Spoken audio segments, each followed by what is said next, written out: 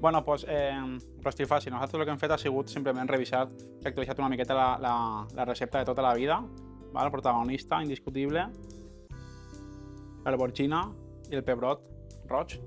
Què hem fet aquí?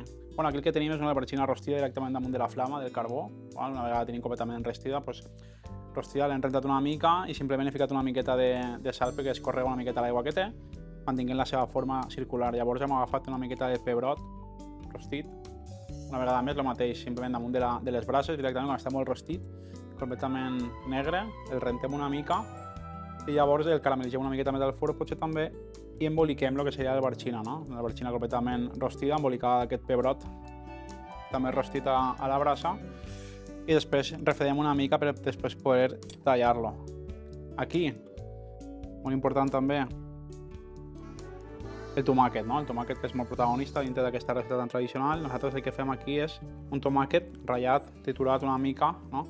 Molt concentrat dins de lo que seria la paella, molt sofregit fins que se queda molt concentrat, pràcticament sec. Llavors agafem i del mateix pebrot, quan l'estem fent,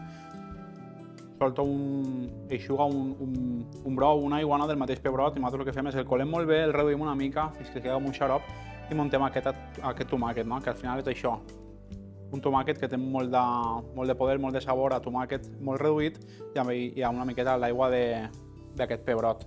Simplement per acabar, aquí a casa li donarem una miqueta més de color, això sortim una miqueta de lo que fem a casa, no? Però bueno, per donar-li una miqueta més de color i una miqueta més de frescor amb aquesta fulla que treballem aquí molt al restaurant, que és un brot tendre que treballem aquí, i aquí tenim aquest suc que queda això. Això és un suc de tomata rostida, no? Igual que hem fet amb el pebrot i amb l'albergina, moltes tomates, no? Les que tenim a casa, les que són possiblement una miqueta més madures del compte, que ja no podem treballar per a fer altres elaboracions, directament damunt de la brasa les rostim molt amb una miqueta d'all també. Llavors quan les tenim simplement les matxaquem molt i les deixem infusionar a la nevera un parell de dies. Llavors quan la tenim infusionada simplement decantem, no? Amb un colador molt fi fins que obtinguem aquest consomé d'aquí, que és un consomé de tomàquet rostit, tomates rostides.